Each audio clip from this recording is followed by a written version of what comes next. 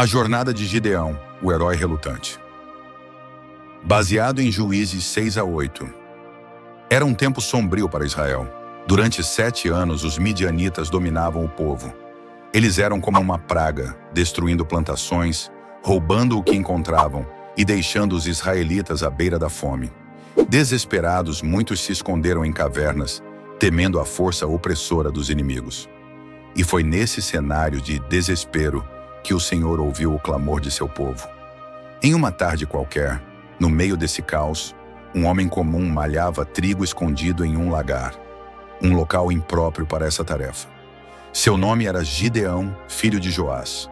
Ele era, de todas as formas, o exemplo perfeito de um homem sem pretensão.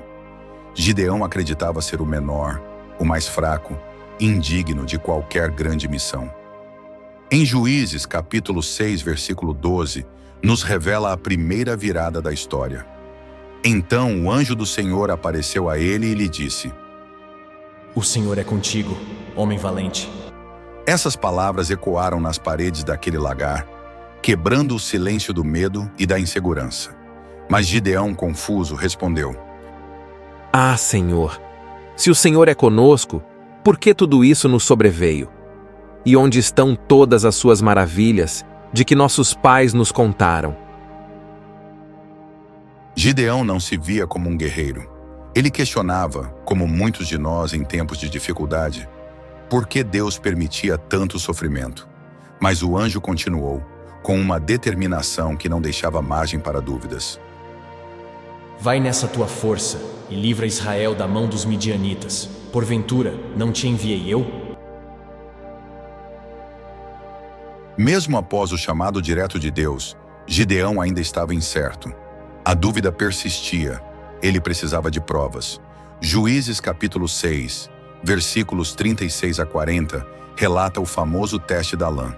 Gideão, em sua humildade e hesitação, pediu um sinal a Deus. Ele colocou um pedaço de lã no chão e disse: Se no amanhecer a lã estiver molhada de orvalho e o chão seco, saberei que o Senhor salvará Israel por meio de mim. E assim aconteceu.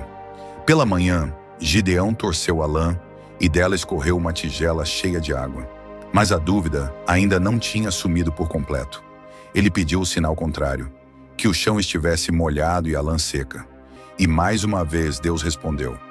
Foi esse ato paciente de Deus, testando e provando sua vontade, que começou a fortalecer o espírito relutante de Gideão. Com a certeza de que Deus estava com ele, Gideão convocou os homens de Israel para a batalha. 32.000 guerreiros responderam ao chamado. Mas Deus tinha outros planos. Ele queria mostrar ao seu povo que a vitória viria não pelo poder humano, mas pela sua própria força. E Deus disse a Gideão: É gente demais. Se eu deixar que todos lutem, Israel poderá se orgulhar e pensar que venceu pela sua própria força. E então, Gideão seguiu as ordens de Deus. Primeiro mandou de volta os que estavam com medo. Restaram apenas 10.000, mas Deus ainda disse: É muita gente. Ele ordenou a Gideão que levasse os homens ao rio e escolhesse apenas os que bebessem água, levando-a à boca com as mãos. Apenas 300 homens foram escolhidos. O restante foi mandado para casa. Era um exército ridículo diante dos milhares de midianitas. Mas Deus estava prestes a realizar algo incrível. Na calada da noite, Deus deu a Gideão a estratégia que mudaria a história. Não seriam espadas ou lanças que derrotariam os inimigos. Ele dividiu os 300 homens em 3 grupos, dando a cada um uma trombeta, um cântaro de barro e uma tocha. Ao comando de Gideão, deveriam quebrar os cântaros, levantar as tochas e tocar as trombetas, gritando: A espada pelo Senhor e por Gideão. Quando esse momento chegou, as trombetas soaram no acampamento dos midianitas, e as tochas iluminaram o céu.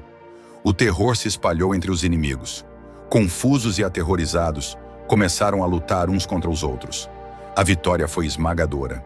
Gideão, o homem que se considerava o menor, o mais fraco, havia conduzido Israel à vitória com apenas 300 homens.